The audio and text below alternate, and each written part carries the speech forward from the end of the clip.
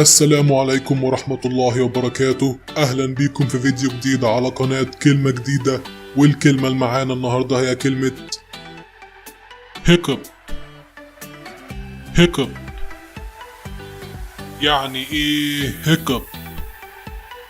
hiccup يعني a sound in your throat that is caused by a sudden movement of muscles in your chest after you have eaten or drunk too quickly. يعني صوت في الزور ناتج عن حركة مفاجئة للعضلات في الصدر بعد ما بتاكل أو بتشرب بسرعة. نشوف أول مثال.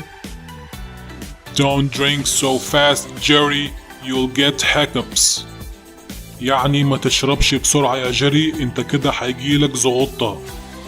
Don't drink so fast Jerry, you'll get hiccups. ناخد مثال تاني.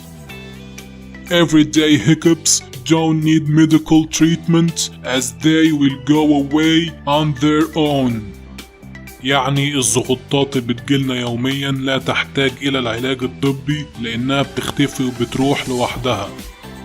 Everyday hiccups don't need medical treatment as they will go away on their own.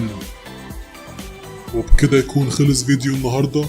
أتمنى تكونوا استفدتم، وأشوفكم الفيديو الجاي. مع السلامة.